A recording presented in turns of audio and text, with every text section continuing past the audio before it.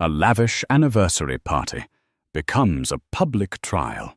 A husband's betrayal, a mistress's cruel victory speech, all in front of the city's elite. "He's mine, now," she whispered, a diamond engagement ring flashing on her finger. "He's having a baby with me." The wife Emily stood alone, her world shattered into a million pieces amidst the pointing fingers and silent judgment. They thought she was broken. They thought she was defeated. But what they didn't know was that the quietest person in the room was about to unleash a power so immense it would not only silence her enemies, but buy the very ground they were standing on. The invitation was embossed in gold leaf on cardstock, so thick it felt like a sliver of marble. "Mr. and Mrs. Marcus Thorne request the pleasure of your company to celebrate 5 years of marriage." For Emily Thorne, holding it felt like holding a beautifully crafted lie. 5 years. The first 2 had been a dizzying, sun-drenched haze of love. Marcus, with his sharp blue eyes and a smile that could disarm corporate raiders, had swept her off her feet. He was a rising star in finance, a man of ambition and magnetic charm. Emily, an art historian with a quiet passion for Renaissance portraiture, was his serene counterpoint. Their friends called them the perfect couple, his drive her grace, his world of numbers and risk, her world of beauty and history. But the past year has felt different.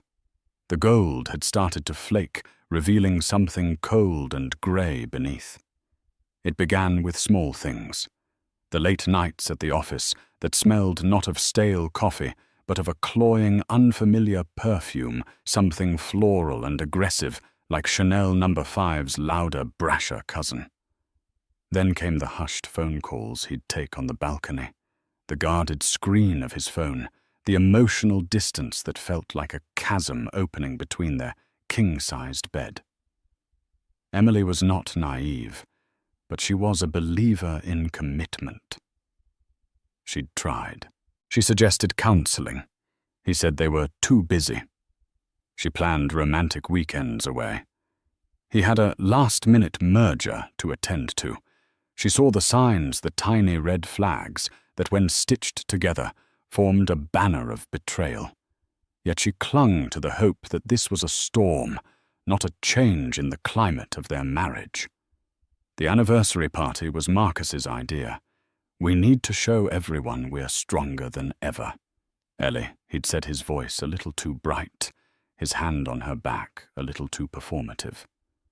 "Let's book the Serafina Grand Hall at Montague. Go all out. A celebration for us."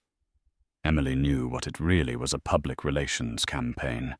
Rumors were starting to circulate in their elite social circle. Whispers followed her at charity luncheons. Pitying glances were cast her way at the country club. Marcus, ever conscious of his image, wanted to quell the gossip with a tidal wave of champagne and extravagance. He was using their marriage as a shield for his reputation. On the evening of the party, Emily stood before the full-length mirror in their palatial Upper East Side apartment. She wore a custom-made gown by Carolina Herrera, a deep sapphire silk that matched her eyes. Her only jewelry was a string of pearls and her wedding rings. She looked the part of the perfect corporate wife, elegant, poised, untouchable. But inside her stomach was a knot of dread. "You look stunning," Marcus said, walking into the dressing room. He was already in his Tom Ford tuxedo, looking every bit the master of the universe. He kissed her cheek, a dry, fleeting touch. Ready to dazzle them. "Marcus," she said, her voice soft but firm. "Are we okay?" He adjusted his bow tie, avoiding her gaze in the mirror. "Of course we are. Why wouldn't we be? We have everything. Everything except honesty," she thought. "Everything except you." He finally met her eyes in the reflection. For a second, she saw a flicker of the man she had married, a flash of guilt, of regret. But it was gone as quickly as it appeared, replaced by a polished mask of confidence. "Tonight is about us, Emily," he said, his tone leaving no room for argument. "Let's not spoil it. Smile.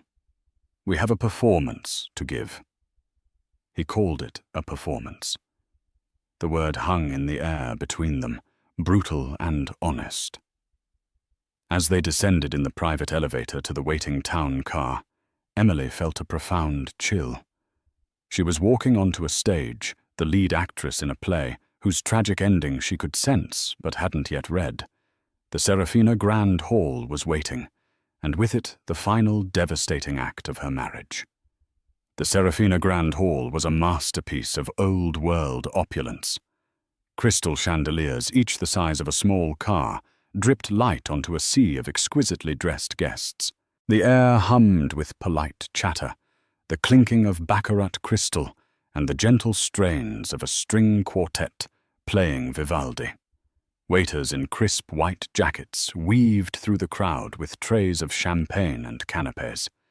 It was a scene of calculated perfection, precisely as Marcus had intended. He was in his element, moving from group to group, shaking hands with banking tycoons and laughing with society doyens. Emily was at his side, a graceful shadow. Her smile practiced and her eyes betraying nothing. She accepted compliments on her dress, on the stunning floral arrangements, on their beautiful marriage. Each word of praise felt like a tiny, sharp stone striking her heart. She was speaking with Mrs. Dubois, the undisputed queen bee of their social set, when the atmosphere in the room shifted. It was a subtle change at first, a ripple of whispers that started near the grand entrance and spread through the crowd like a contagion. Heads turned, conversations faltered. Emily followed their gaze. Standing in the grand archway was a woman who was the complete antithesis of Emily's understated elegance. She was poured into a fire-engine red dress that clung to every curve with a slit that climbed dangerously high up her thigh. Her hair was a cascade of raven curls. Her lips painted a matching, defiant red. She was stunning, but in a way that screamed for attention. Emily felt a cold, sickening jolt of recognition. She had seen that face before, in a tagged photo on Marcus's social media from a business conference in Miami, a photo he had hastily untagged. This was Isabella Rossi. Isabella scanned the room with the predatory gaze of a leopardess, her eyes landing on Marcus. He had been mid-laugh with the senator, but the sound died in his throat. The color drained from his face, leaving behind a pallor of pure panic. For a moment, the master of the universe looked like a terrified boy, caught with his hand in the cookie jar. Isabella began to move through the crowd, a shark gliding through the water. The guests parted for her, their curiosity mixed with a delicious sense of impending scandal. She didn't look at anyone else. Her focus was entirely on Marcus, and by extension, Emily. "Marcus, darling," she purred as she reached them, her voice loud enough for everyone nearby to hear. She completely ignored Emily, placing a perfectly manicured hand on Marcus's chest. "I couldn't bear the thought of you celebrating without me." Mrs. Dubois' eyebrows shot up to her hairline. The senator suddenly found a pressing need to check his phone. The circle around them widened as people leaned in shamelessly, eager to witness the carnage. "Isabella." Marcus stammered, his voice tight. "What are you doing here? This is a private event." "Oh, I know," she said, her smile a slash of red. She ran her finger down his lapel. "But our relationship isn't exactly private anymore, is it? Not after Aspen. Or the Hamptons. Or that lovely week in Lake Como. Each location she named was a trip Marcus had claimed was for a solo boys' weekend or a vital business retreat. Each word was a dagger twisting in Emily's gut. The whispers around them grew louder. This was no longer a party. It was a public execution. Emily stood frozen, a marble statue, amidst the chaos. She could feel hundreds of eyes on her watching, waiting for her to crumble, to scream, to cry. She did none of those things. A strange glacial calm settled over her. The hurt was immense, a physical ache in her chest. But something else was rising alongside it, a cold, clarifying anger. She finally looked at her husband, truly looked at him. The panic in his eyes was not for her, not for their marriage. It was for his reputation, his meticulously crafted image now being torched before his very eyes. He wasn't looking at her. He was looking at Isabella, a frantic, pleading look that said, "Not here. Not now." That look told Emily everything she needed to know. The hope she had foolishly clung to evaporated. This wasn't a storm. The climate had changed forever, and she was standing in the icy heart of a new, desolate winter. Isabella finally turned her attention to Emily.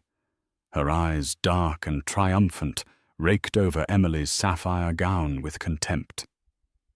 "So you're the wife," she said, her tone dripping with mock sympathy. "Emily, Marcus has told me so much about you. It's a pleasure to finally meet the woman I'm replacing." The string quartet had mercifully stopped playing. The silence that filled the grand hall was thick and heavy, broken only by the frantic, excited whispers of the guests. Isabella Rossi had captured her audience, and she was clearly reveling in the spotlight. "Replacing me," Emily's voice was surprisingly steady, a low, clear note in the cacophony of gossip. It wasn't the hysterical shriek the crowd had been hoping for. Isabella's smile widened a cruel, self-satisfied curve. "Don't play dumb, it's unbecoming.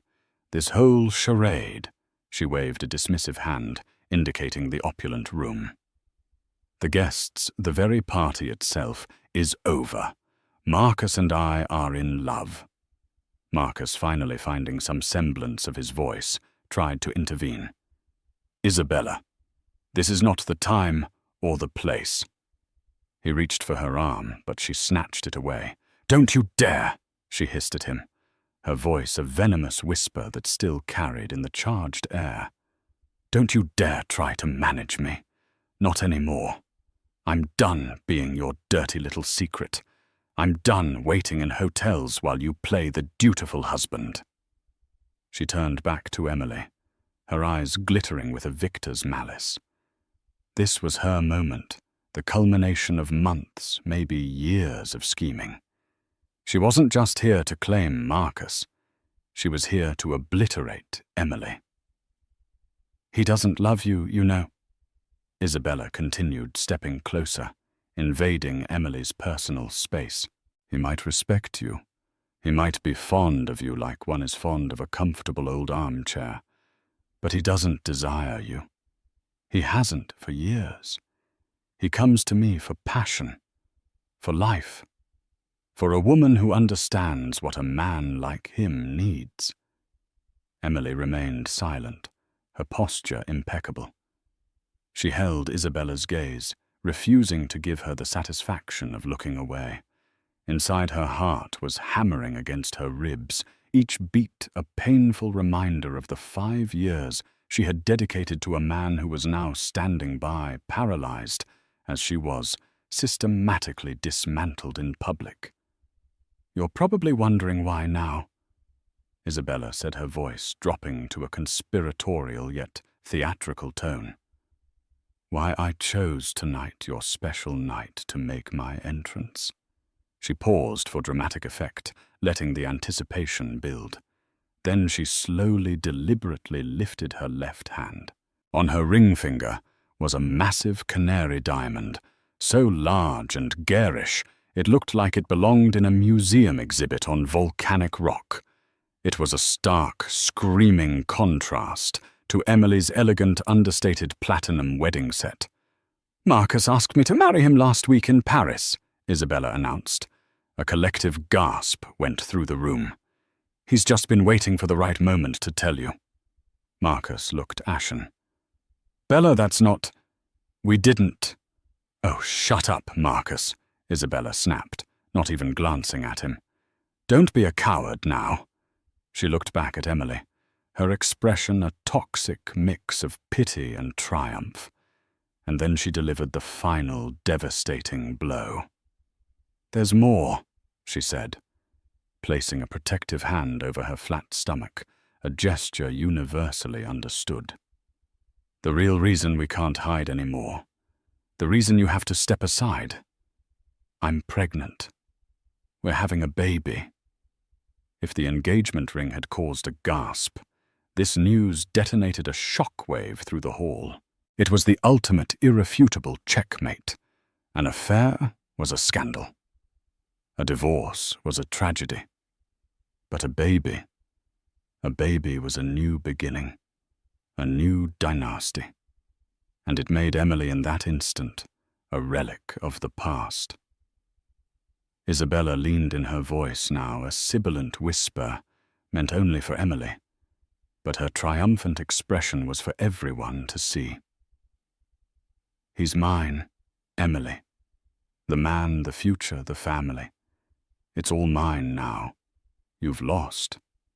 Just sign the papers, take your alimony, and disappear gracefully. It's the only thing you have left." For the first time, Emily's composure faltered. Her eyes flickered with a deep, profound pain. The baby. That was the one thing she and Marcus had tried for, the one dream that had never materialized, a source of quiet, private sorrow for years. And this woman, this stranger, had been given it so easily. The hurt was so sharp, so blinding, it almost brought her to her knees. She felt the world tilt, the faces of the guests blurring into a grotesque tapestry of judgment and morbid curiosity. She had lost. Isabella was right. She had lost everything. All eyes in the Serafina Grand Hall swung from the triumphant mistress to the humiliated wife and finally to the man caught between them. The silence was absolute. This was the moment of truth. Every person in that room, from the most powerful CEO to the youngest socialite, held their breath, waiting to see how Marcus Thorne would react. It was a crucible, and his character was about to be tested in the most public way imaginable. Emily looked at her husband, a silent plea in her eyes. It wasn't a plea to take her back, not anymore. That ship had just been torpedoed and sunk. It was a plea for a shred of dignity for the 5 years they had shared, for the vows he had once made. Deny her, her eyes begged. If not for me, then for the memory of what we once were. Don't let this be how it ends. Marcus met her gaze, and in that fleeting second, she saw his soul laid bare. He was a man drowning in his own choices, suffocated by the consequences of his weakness. He saw the woman who had stood by him, supported his ambitions, and created a sanctuary of peace for him to come home to. And he saw the woman who offered him the intoxicating thrill of the new, the ego-stroking validation of her obsession, and now the air he had secretly craved. He broke eye contact with Emily first. He turned to Isabella, his expression shifting from panic to a weary, reluctant resignation. He took her hand, the one with the garish yellow diamond, and squeezed it. It was not a gesture of passion, but of surrender. Then he faced the silent, watching crowd. He cleared his throat, the sound unnaturally loud in the cavernous room. "I apologize to all of you for this," he began, his voice strained. He was trying to project an image of a man taking control, but he just sounded like a cornered animal. This was meant to be a private matter. He turned to Emily, and his words, when they came, were colder and more clinical than any of Isabella's taunts. "Emily," he said, refusing to meet her gaze instead, staring at a point somewhere over her shoulder. "Isabella is right. Our marriage, it hasn't been working for a long time. We've been living separate lives. I've been unhappy." He was rewriting their history in real time, painting her as a participant in their marriage's failure, making it a mutual decay rather than his singular betrayal. He was absolving himself. "I didn't want it to happen this way." He continued, the false sincerity dripping from every word. "I wanted to tell you privately with respect. I was going to. But things have accelerated." He glanced at Isabella's stomach. "There are new responsibilities I have to consider." He was choosing the baby. He was choosing the future Isabella represented, and in doing so, he was erasing the past he shared with Emily. "I think it's best if we handle this quietly," he said, the sheer audacity of the statement stunning Emily into stillness. He was asking for a quiet divorce in the middle of a public spectacle he himself had orchestrated. "I'll have my lawyer, Mr. Peterson, contact yours in the morning. I wish you all the best, Emily. I truly do." It was a dismissal, a corporate severance package delivered with a hollow semblance of professional courtesy. He had not only failed to defend her, he had actively sided with her tormentor and publicly cast her aside.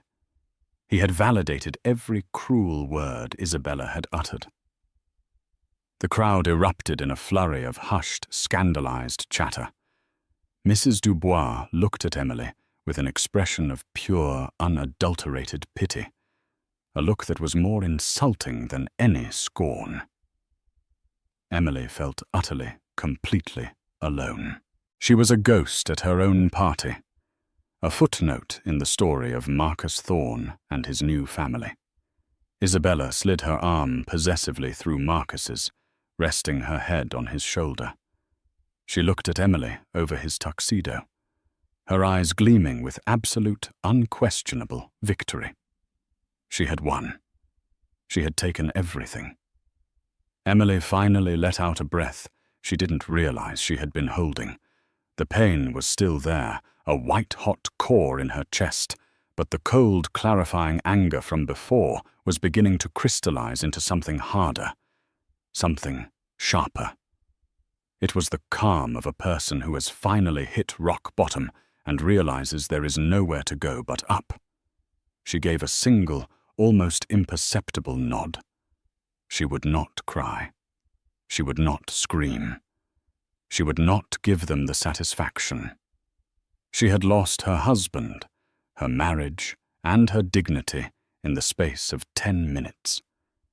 But as she stood there, isolated and exposed, she made a silent vow that she would not lose herself, just as Marcus turned to lead Isabella away, as if to shepherd his new life from the wreckage of his old one. A new presence made itself known. It wasn't loud or dramatic. It was a shift in the air, a change in the room's gravitational pull. 2 men stood near the entrance to the hall where Isabella had made her grand debut. They had not been there moments before. They were older, dressed in immaculate conservative suits by Savile Row that whispered wealth rather than shouting it. They stood with an unnerving stillness, their quiet authority cutting through the room's chaotic energy. The man in front was in his late 60s, with a mane of silver hair and eyes the color of a winter sky, sharp, intelligent, and currently filled with a glacial fury. He held a presence that made CEOs and senators shrink. This was a man accustomed to being the most powerful person in any room he entered. This was Arthur Vance. Beside and slightly behind him was a younger man, clearly his son, with the same sharp eyes, but a more athletic build and a jaw set in a line of protective anger. He looked like he could dismantle a hostile takeover or a man with equal ease. This was Julian Vance, Emily's father and brother. They had not been on the guest list. Emily had specifically asked them not to come. Her family, the Vances, were notoriously private. They were a dynasty of old money from Boston, their empire built over generations in shipping logistics and private equity. Their wealth was quiet, vast, and deeply integrated into the foundations of global commerce. They did not flaunt it. They did not attend frivolous parties. They valued privacy and integrity above all else, which was why Emily's marriage to the ambitious new money Marcus Thorne had always been a point of quiet concern for them. "We don't want to intrude on your life, darling," her father had said. "This is your world, but if you ever need us, we are a phone call away." She hadn't made the call, but someone must have. Perhaps her assistant Clara, who had been with her for years and was fiercely loyal. It didn't matter. They are here now. Arthur Vance's eyes swept the room, taking in the scene with a practiced, analytical calm. He saw the triumphant mistress clinging to his son-in-law's arm. He saw the pitying, judgmental stares of the guests.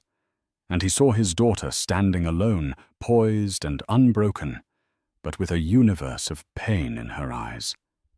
His expression hardened, the fury in his eyes solidifying into something cold and absolute.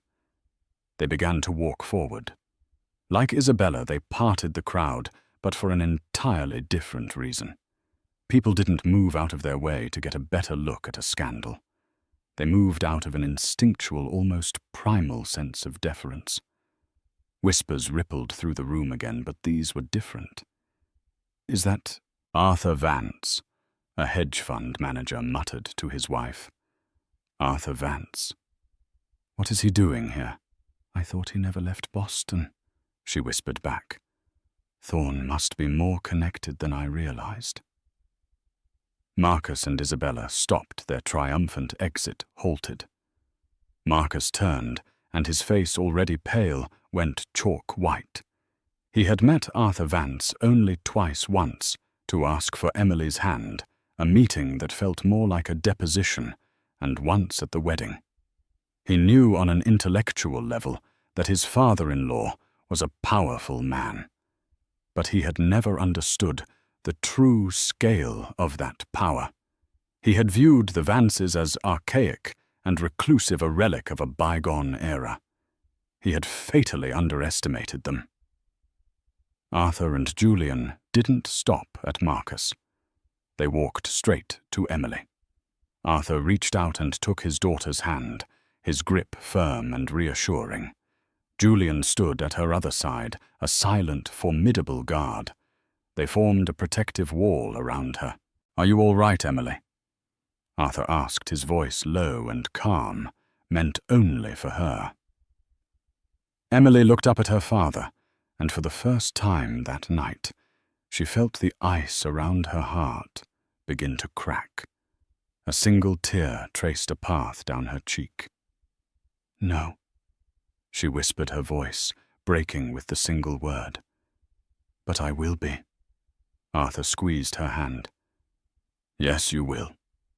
He then turned his gaze, which was now devoid of any warmth, onto Marcus. He didn't raise his voice. He didn't have to.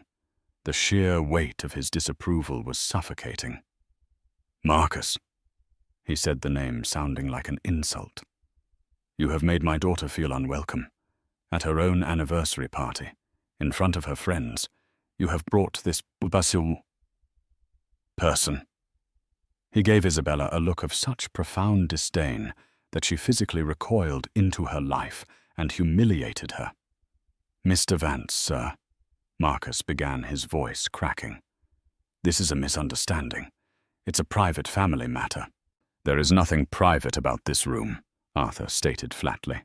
"And you ceased to be family approximately 15 minutes ago. You have made a catastrophic miscalculation." Isabella, emboldened by her victory and ignorant of the true power she was facing, scoffed.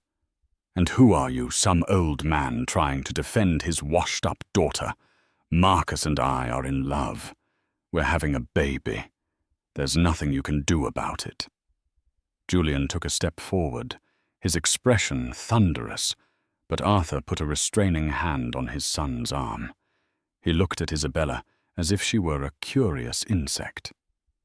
"Young woman," Arthur said, his voice dropping to a dangerously quiet level, "you have mistaken a moment of poor taste for a lifetime victory, a common error of the short-sighted." He then turned away from both of them, dismissing them as utterly irrelevant. His gaze fell on a harried-looking man in a tuxedo, the Montague Hotel's general manager, Mr. Dubois, who was hovering nearby, wringing his hands.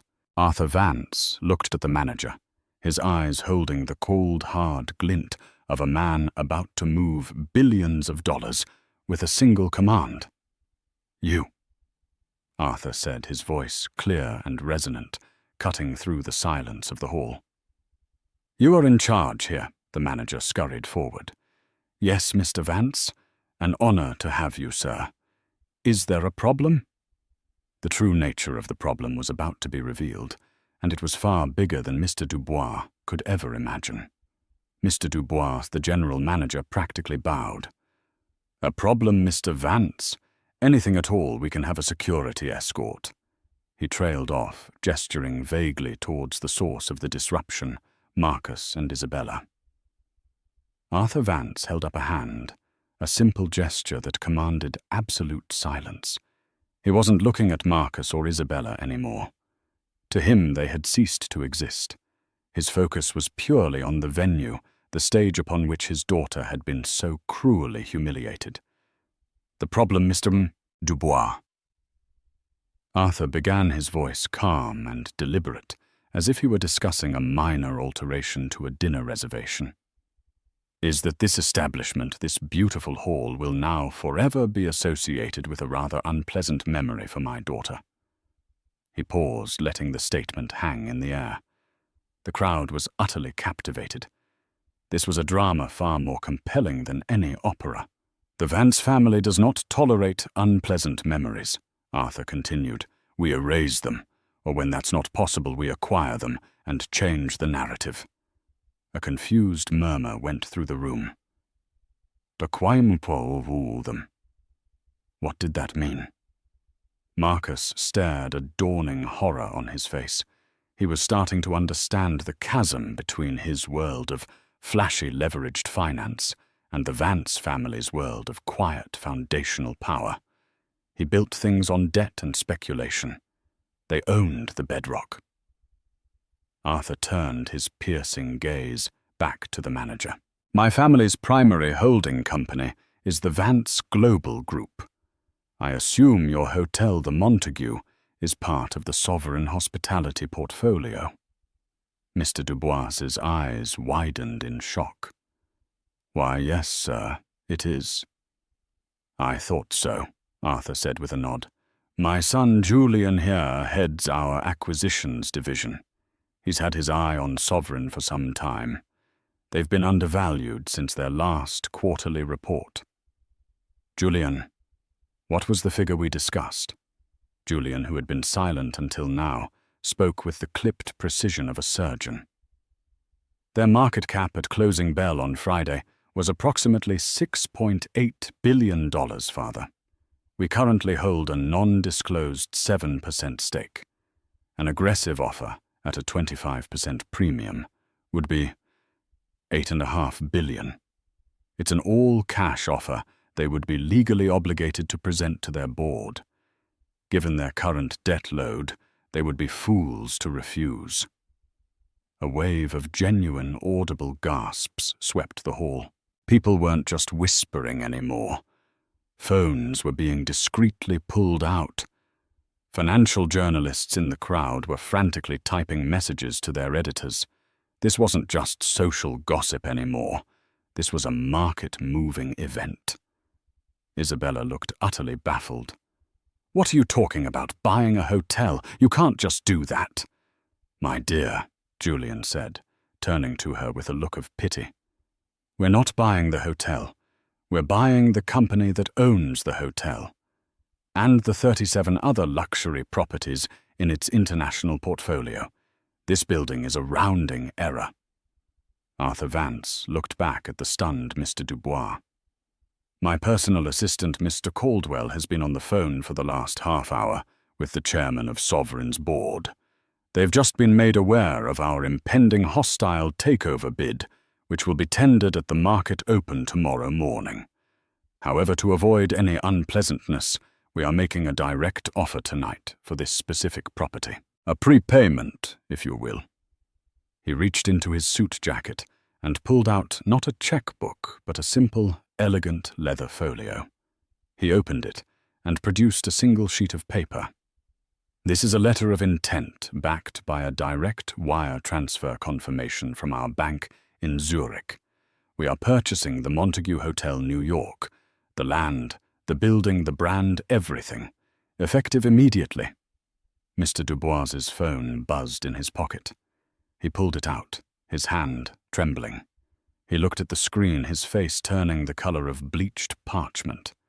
He looked up at Arthur Vance, his expression one of pure, unadulterated awe and terror. I've just received an email from our CEO," the manager stammered. He says to give you whatever you want. The property. It's yours, Mr. Vance. Welcome to the Montague." Absolute profound silence. You could have heard a pearl drop on the thick Aubusson carpet. Arthur Vance gave a slight, satisfied nod. He owned the stage now. He owned the building. He owned the entire narrative. He finally turned his attention back to Marcus and Isabella, who stood frozen, their faces masks of disbelief. Isabella's triumphant smirk had vanished, replaced by a slack-jawed confusion. Marcus looked like his entire world had just been liquidated before his eyes. "Now then," Arthur said, his voice as cold as a banker's heart. "As the new owner of this establishment, I have a few immediate changes to implement. First, the decor in this hall is now officially distasteful. We will be renovating. Second, we have a new policy regarding uninvited guests and vermin." He looked directly at Marcus Thorne. "You have 5 minutes to vacate my property, you and your associate." His eyes flickered to Isabella. "After that, I will have you removed for trespassing." The word trespassing hung in the air, a final brutal nail in the coffin of Marcus Thorne's social and professional life. He was no longer a host in a prestigious venue. He was an intruder in the Vances' newest acquisition. The guests who minutes ago had been watching Emily with pity now stared at Marcus and Isabella with a mixture of shock, contempt, and fear. They were witnessing a power play of such epic proportions it would be talked about for decades. In their world, wealth was power, but the scale of the Vances' power was something most of them had only read about. They had just witnessed a lion swatting a fly. Marcus hadn't just been defeated, he had been rendered utterly insignificant.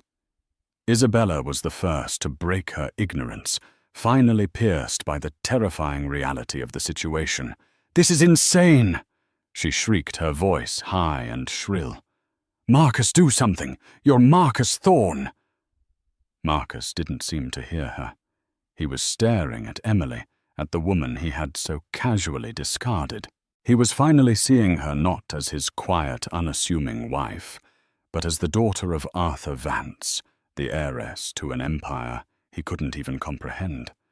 The prenuptial agreement he had signed now felt like a noose around his neck. It was ironclad, drafted by the Vance family's legal team, designed to protect their assets from precisely this kind of situation. He would leave the marriage with nothing more than what he had entered it with. But it was worse than that. He worked in finance, a world built on reputation and connections. His biggest clients, his most important backers. How many of them had ties to the Vance Global Group? How many of them would drop him tomorrow morning to avoid being on the wrong side of Arthur Vance? His career was over. He just didn't know the exact time of death yet. Julian Vance stepped toward him, his voice low and menacing. "The 5 minutes started 4 minutes ago, Thorne. I suggest you leave. Oh, and by the way, my father sits on the board of the SEC's Ethics Committee. I'd make sure your trading records for the last 5 years are pristine. We have a feeling they might be getting a very thorough anonymous audit very soon." That was the final devastating blow. The threat wasn't just social or financial ruin. It was legal. It was total annihilation. Marcus grabbed Isabella's arm, his grip bruising. "We're leaving," he muttered, his voice a choked whisper. "But my announcement," she protested, still clinging to the tattered remnants of her victory. "The party's over." He snarled and began dragging her toward the exit. The crowd parted for them once more, but this time it was with undisguised scorn. As they passed the grand archway, a camera flash went off. A paparazzo from a society paper had caught the walk of shame. The photo would be on the cover of every gossip magazine by morning, the $1 billion divorce. Thorne ejected from his own party. They were gone. The serpent had been cast out of the garden. The hall was quiet for a moment, and then a strange thing happened. Mrs. Dubois, the queen of society, walked purposefully over to Emily. She didn't offer pity. She offered respect.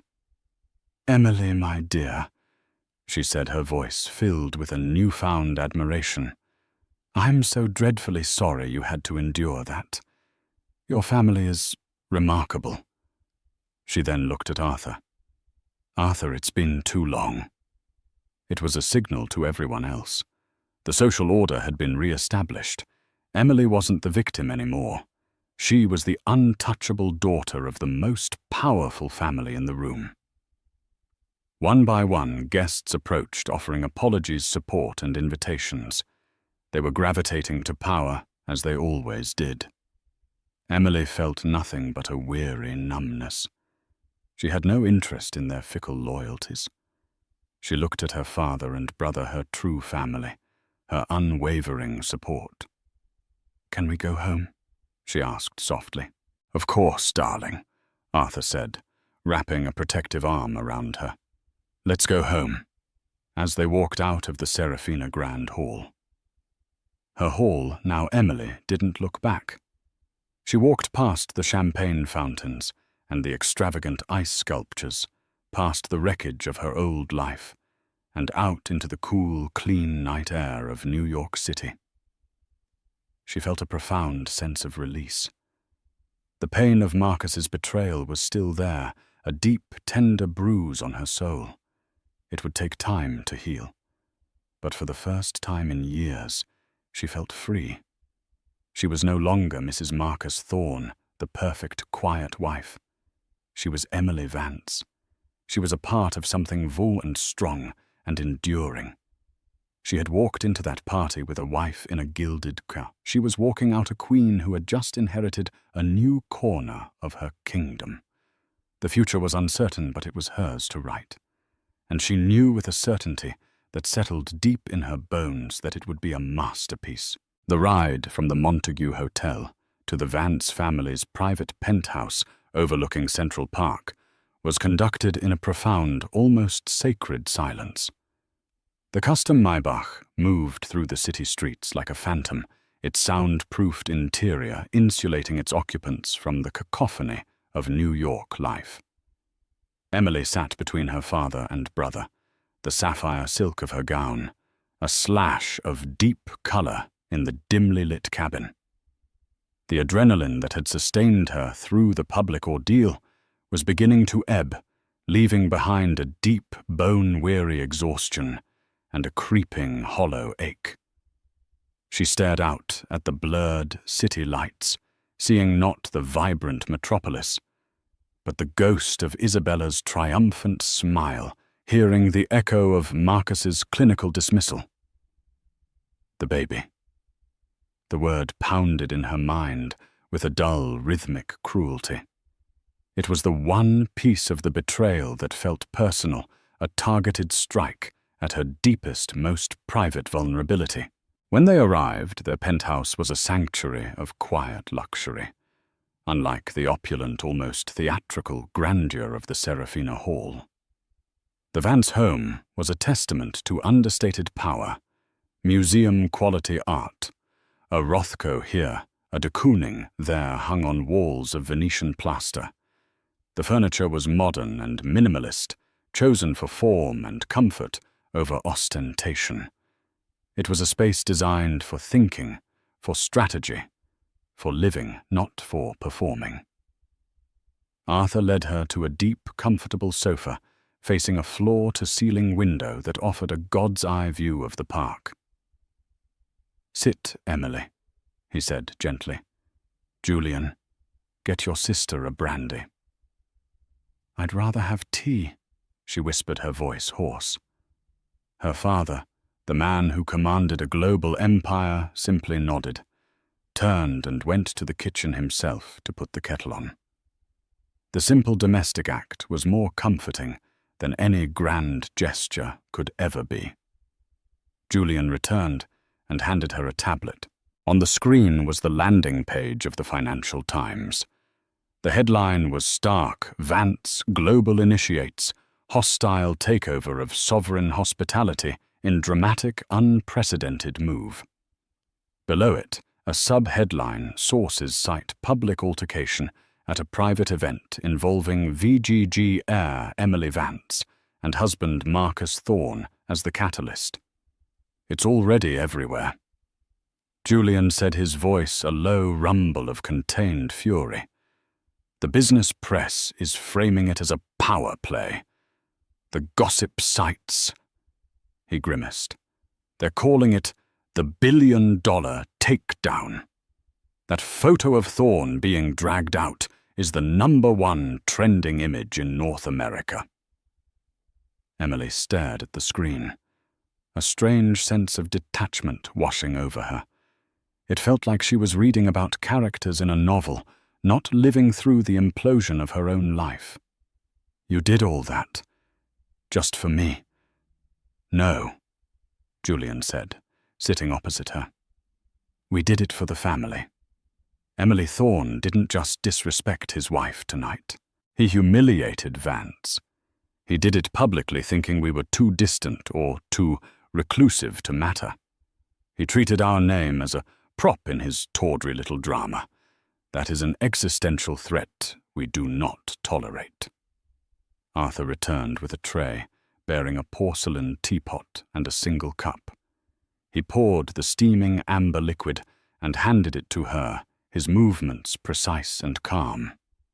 "Your brother is right," he said, taking a seat. "For generations, our family's greatest asset has been our reputation. We are known to be private, yes, but also for our integrity and our unforgiving memory.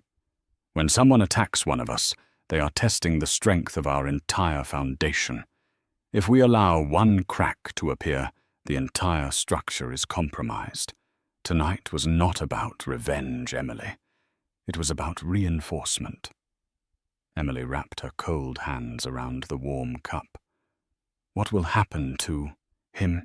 "He's finished," Julian said with cold finality. As of this moment, every line of credit Marcus Thorne or his small-time firm has been frozen or recalled. The banks that funded him are the same banks we've been doing business with for 50 years. A single phone call from father was all it took. His investors are in a panic. His partners are trying to distance themselves. By sunrise, Marcus Thorne will be a name so radioactive it will burn anyone who speaks it. And her, Emily asked the word, tasting like ash. Isabella Rosie. Julian continued, pulling up another file on his tablet. A former brand ambassador and aspiring reality TV star.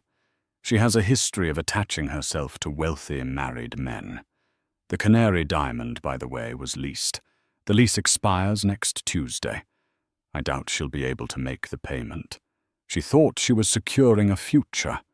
Instead, she's tied herself to a pariah with a mountain of debt and a pending SEC investigation. The information was delivered with surgical precision, but it brought Emily no joy. It was just a catalogue of ruin.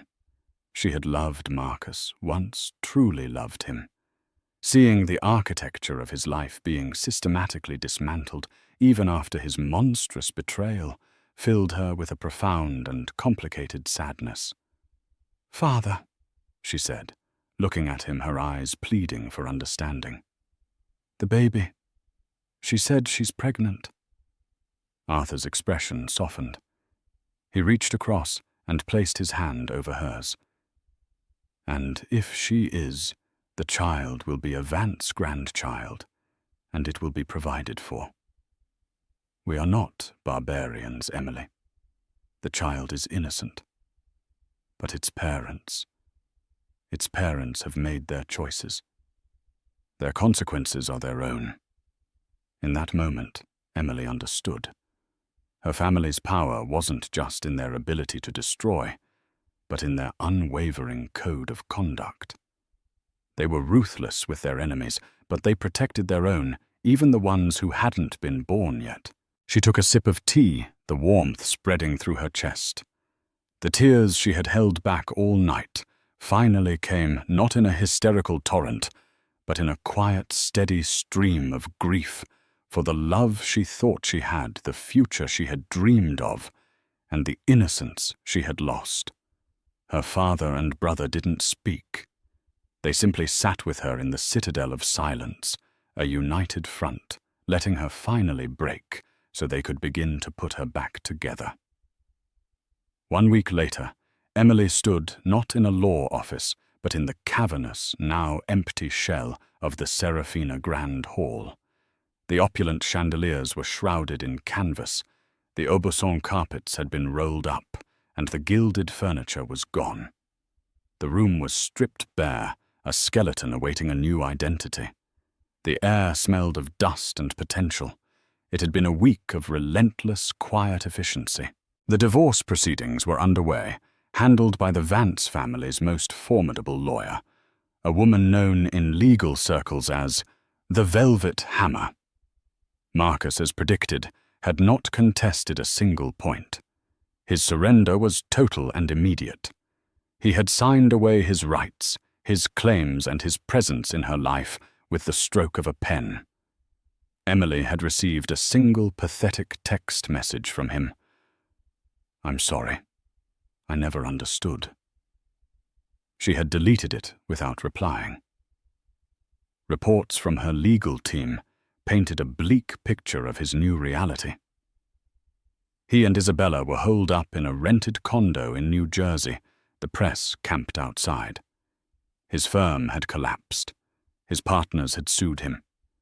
The SEC audit was real and it had uncovered significant irregularities.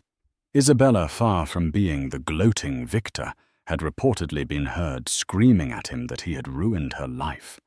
The great love story they had proclaimed had curdled into a bitter, claustrophobic nightmare of their own making. Emily felt a distant pity, but no more. Her focus was on the future, and it started here in this room that had been the site of her deepest humiliation. Her father had given her carte blanche. "The Montague is yours to manage," he'd said. "A project, something to focus on." She was standing with the lead architect for the Vance Foundation's charitable projects, a brilliant woman named Lena Petrova.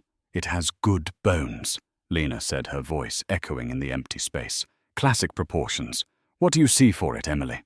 Emily walked to the center of the room, to the very spot where she had stood isolated and alone. She remembered the hundreds of staring eyes, the whispers Isabella's venomous words.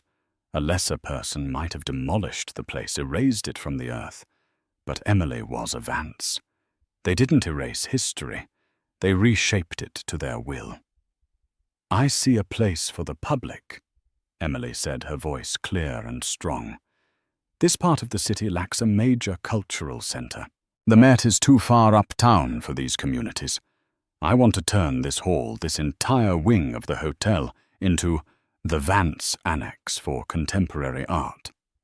Lena's eyebrows shot up in surprise and delight. "Emily, that's ambitious. The cost, the logistics." "The foundation will fund it," Emily stated simply. "I want this to be a place of beauty, of learning, free admission. I want school children to come here and see their first masterpiece. I want struggling artists to have a place to display their work. I want to take a space that was built for private exclusionary luxury and turn it into something that gives back. We will transform a monument to vanity into a testament to creativity."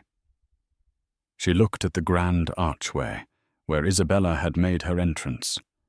"That," she said, pointing, "will be the main entrance. We'll tear down the doors. It should be open, welcoming. A place where no one ever feels uninvited." In that decision, something whole shifted within her. She wasn't just healing. She was creating. She was taking the ugliest moment of her life and using its foundations to build something beautiful and lasting. This was a power greater than buying a company or ruining an enemy. It was the power of transformation. Later that evening, back at the penthouse, Emily stood before a painting she had asked to be brought from the family's Boston estate. It was a portrait by Artemisia Gentileschi, a 17th-century female artist who had channeled her own trauma into powerful, defiant works of art. The painting depicted a strong-willed, intelligent woman gazing out at the viewer. Her expression neither happy nor sad, but filled with a deep, knowing resilience. Emily saw a reflection of herself not in the woman's face, but in her spirit. The pain of the last week was real, a scar she would always carry. But it was no longer a wound. It was a part of her story, the chapter that had ended a fairy tale and started an epic. She was no longer just a wife, a daughter, or a victim. She was Emily Vance, a patron, a builder, a force. She had found her own canvas, and she was just beginning to paint. And so Emily Vance walked away, not into an ending but a beginning. The story of that night became a legend in the city's elite circles, a cautionary tale about the difference between loud arrogance and quiet power. Marcus Thorne and Isabella Rossi disappeared from the high society pages, their names becoming synonymous with public humiliation.